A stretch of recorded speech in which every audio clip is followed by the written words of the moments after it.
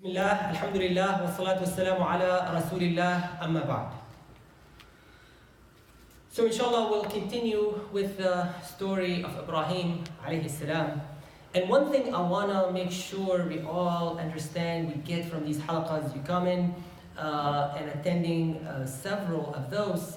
And one thing we want to get is the general theme, like what do we learn about these prophets? What were they about? It's not necessarily about the specific incident sometimes, but how they lived their lives. What were they about? What did they do? What were the accomplishments? So when you start looking at all these prophets and messengers, you're going to see a common theme. So one thing you see about Ibrahim alayhi salam, you're going to see about other prophets, is the fact that they worshipped one God. And what does that mean even? When you worship one God, it means you're going to be so free. Because when you look at people around you, they're basically enslaving themselves to all kinds of things. It could be enslaving yourself to another person, another human being. So we have these people who claim that they have holy men or saints, and they pledge their full allegiance, they pledge their lives to these supposedly holy men. In Islam, we don't have that. And you look at the prophets, they were not like that.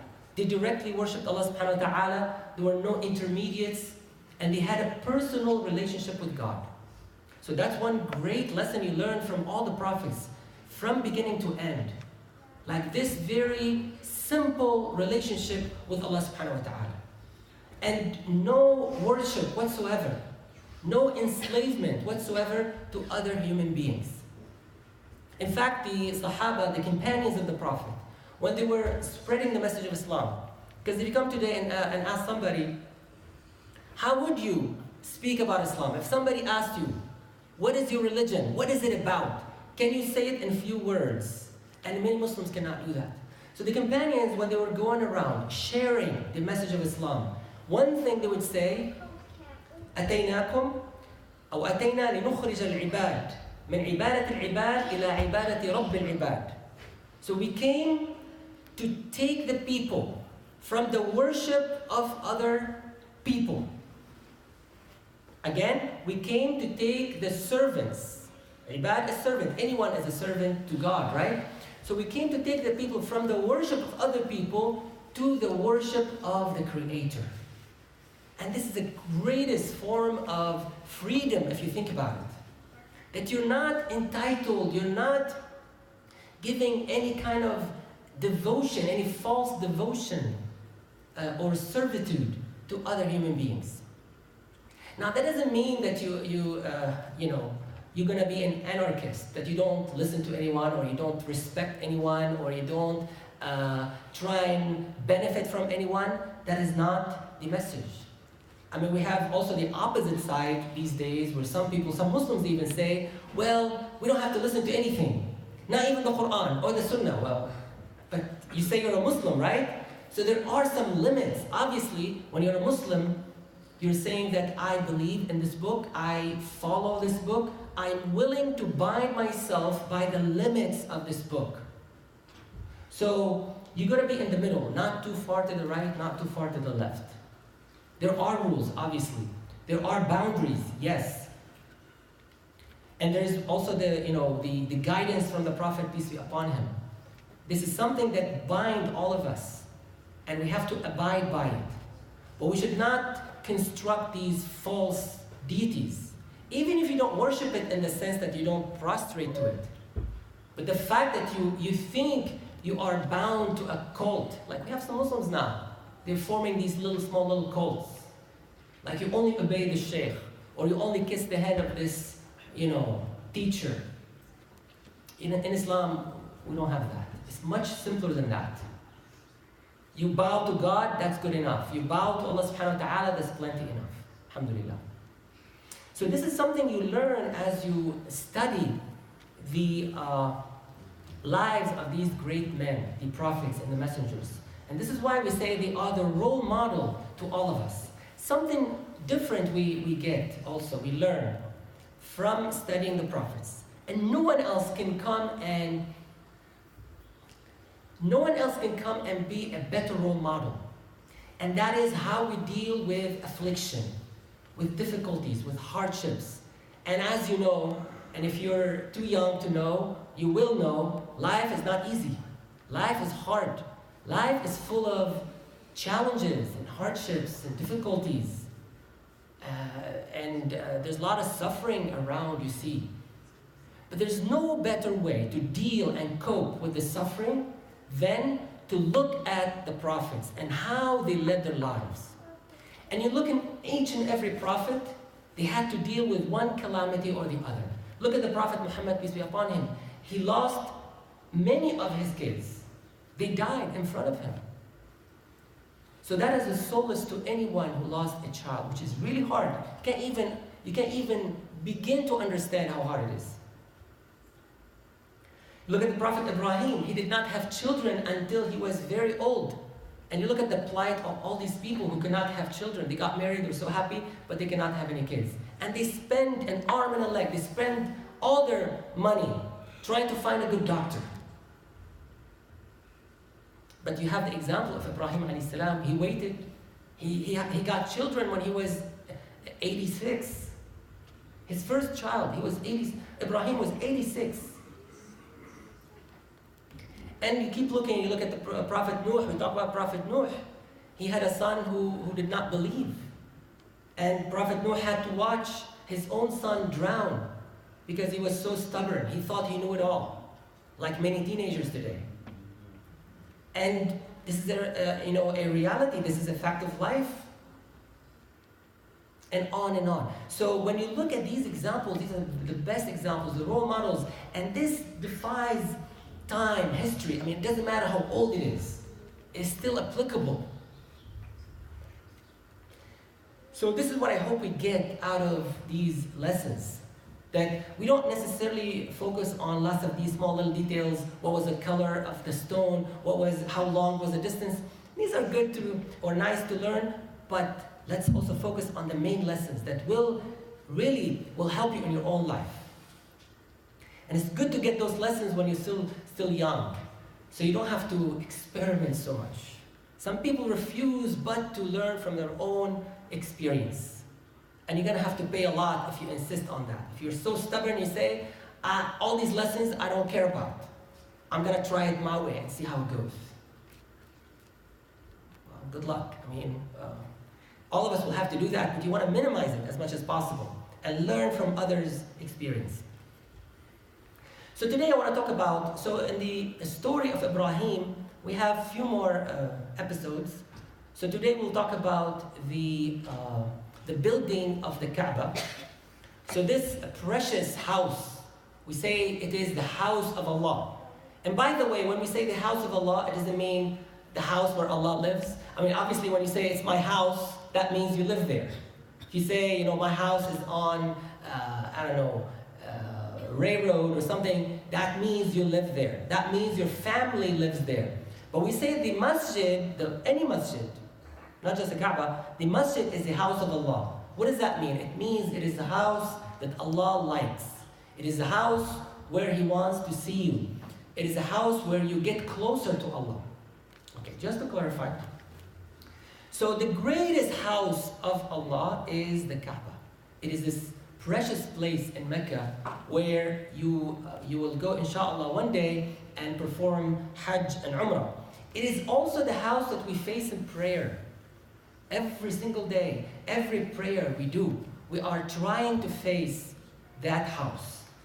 So that's why it is so important and so significant. And this house was built by none but Ibrahim alayhi salam. So no doubt this is one of the greatest accomplishments of Ibrahim, the fact that he built that house. Now, there are different narrations, and they could be confusing to some people.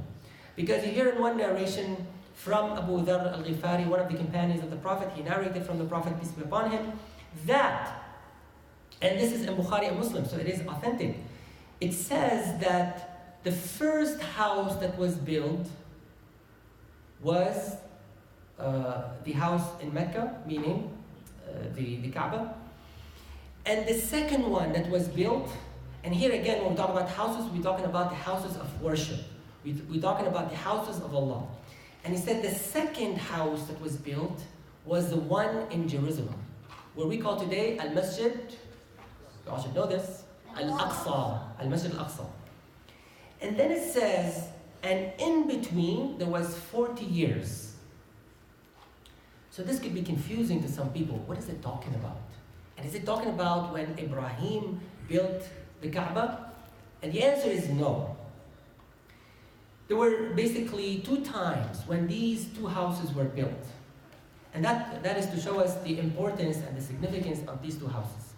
The first one is the hadith, is what the hadith is talking about here, and that is the fact that it was built in the beginning. So some scholars would say it was built by Adam, alayhi salam, or maybe one of his descendants, it doesn't matter. But we know it was built first, and some say it's the angels even. Some narrations, I mean, you cannot really authenticate, but they're mentioned by scholars of tafsir, like Ibn Kathir. Most likely, and that is the opinion of several scholars, big ones like Qurtubi and Ibn Hajar al-Asqalani, they say that it was Adam who built it first. And that makes sense. Okay, so if Adam built the Haram in Mecca, and if he also built al-Aqsa, 40 years is feasible. So during his lifetime, he built the one in Mecca first, and then he built the one in Jerusalem second. And there were 40 years in between. And some scholars say that the Aqsa was built by one of his children. Okay, fine, still 40 years is feasible. Now what happens later, at the time of Ibrahim a.s., Ibrahim basically found the foundations, and he built upon those foundations. And you see a hint of that in the Quran. For example, when Allah subhanahu wa ta'ala says here, as we're going to see today in Surah Al-Baqarah, وَإِذْ يَرْفَعُ إِبْرَاهِيمُ الْقَوَاعِدِ. So it is talking about some foundation there.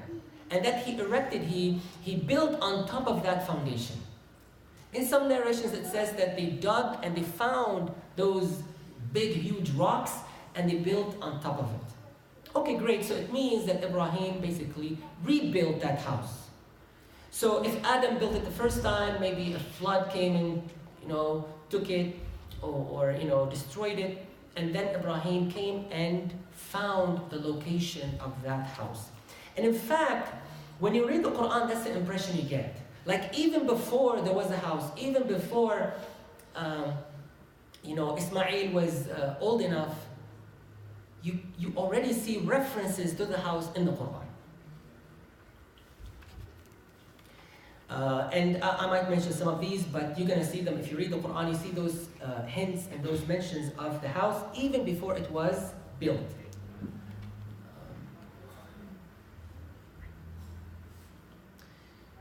Now, what about Al-Aqsa? Well, Al-Aqsa was rebuilt by who? If the first time was at the time of Adam, who was the one who actually rebuilt it? Ibrahim. No. What's the question? Who rebuilt Al-Aqsa Masjid?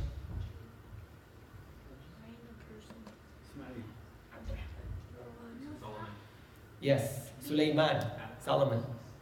This is why the Jews claim that there is this temple. But of course, so what happens then, later when the Christians were in charge of that area, they did not take care of it, they neglected it. And there was not really a building per se. See, people also confuse sometimes when we say there's a masjid. A masjid doesn't have to be a building all the time. It could be a designated area. So when the Muslims came to Jerusalem at the time of Umar, and Umar ibn Khattab came also to that place early on in Islam. And he looked and he saw that in the middle, so there's this rectangular shape, which is today we call al-Haram. Al-Haram, it means a sanctified place, a place of sanctity. So it's like a rectangle. Within that rectangle, kind of in the middle, you see this famous Qubbat al-Sakhra. So what is Qubbat al-Sakhra? It's basically a mosque that some people think is al-Masjid al-Aqsa, but it's not. That bluish, small mosque, like almost an octagon or something like that. I don't know how many edges, maybe 8. It has eight edges.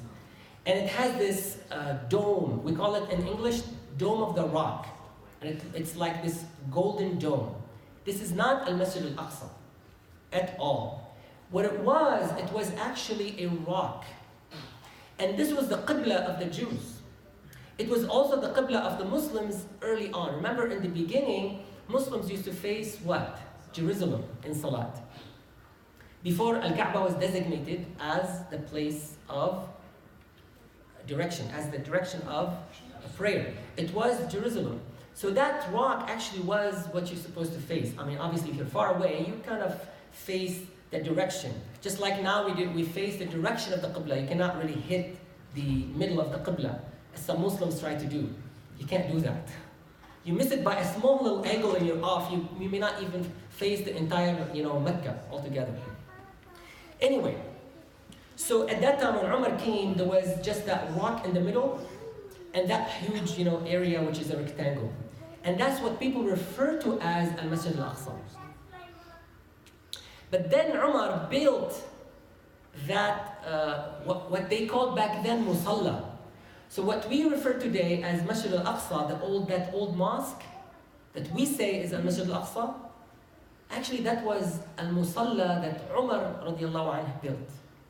So it's built by Umar radiallahu anhu. And it does not encompass the whole entire rectangle. So you still have, all that area outside is, technically speaking, Masjid al-Aqsa as well. In fact, he was consulting with the companions, and some of them said it should be behind the rock, that middle rock. Some of them said it should be behind, and some of them said it should be in the front, and Umar said no, it should be in the front. It should not be behind any rock, facing, Kaaba. So now you have this mosque, which is basically in the south of that rectangle. And then later, at the time of the Umayyad, one of the kings of the Umayyad, I think his name was Abdul Malik bin Marwan, he's the one who came and built on top of that rock in the middle, and that's what came to be known the Dome of the Rock, or Qubbat al-Sakhr. So a quick history about that region. Every Muslim should know it by the way. You should know it by heart, and you should teach your kids to know it as well. So when we say Masjid al-Aqsa, it means something. When we say Qubbat al-Sakhr, it means something else. Dome of the Rock, you should not be confused. So that region was designated or was found because initially it was built by Adam, and then it was renovated by Sulaiman or Solomon alayhi salam. Okay?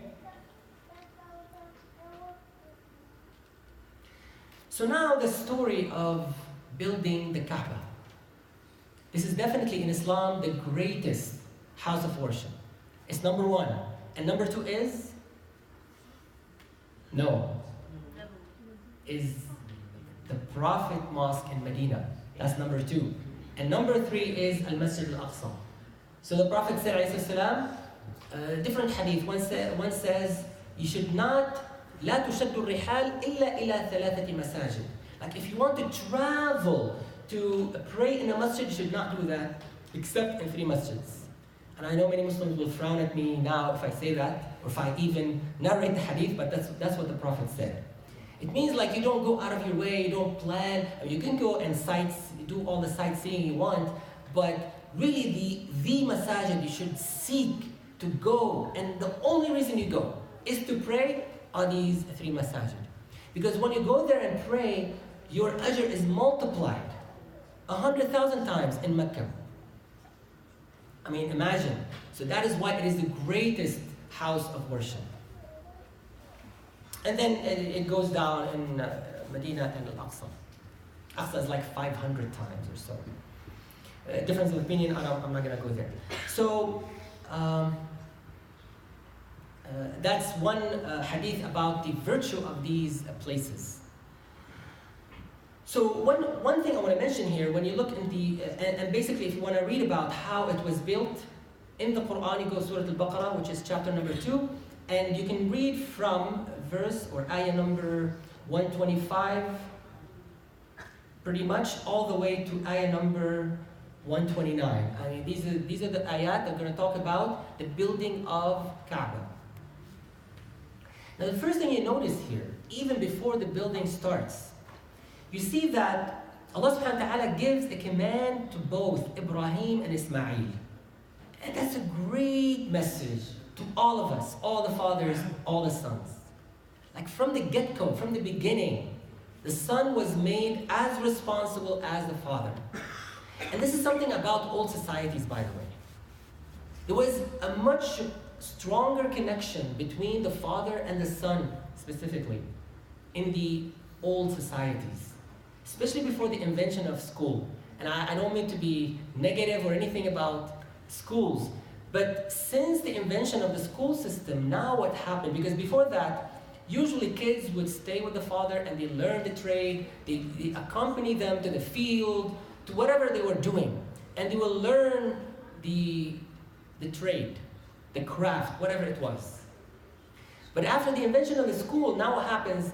Kids go to school, the father goes to work. The father has no idea what the kids are doing, and the kids have no idea what the father is doing. I mean, I bet if I ask most of you, what does your father do? Well, you might say, well, he's an engineer, that's about all you know.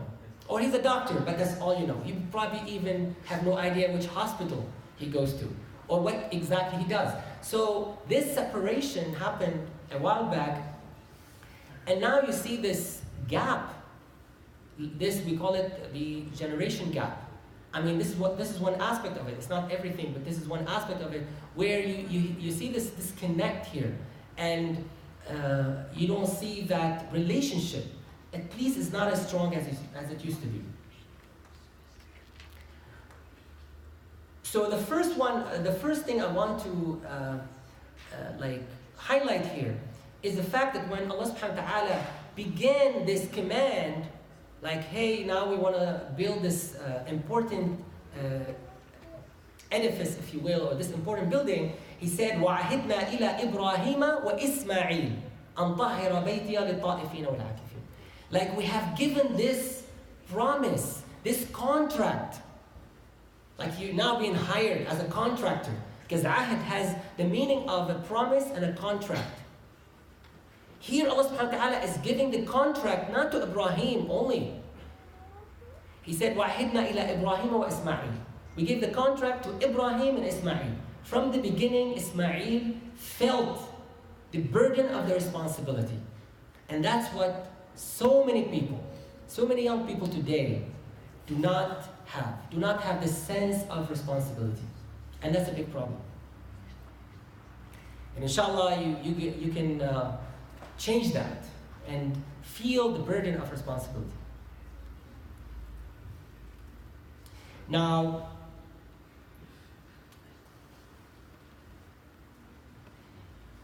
it says here that, and this is actually right before the beginning of building the house, the content of that agreement is that there's a purpose for this house. There's a purpose for this house. Like, why are we building this house?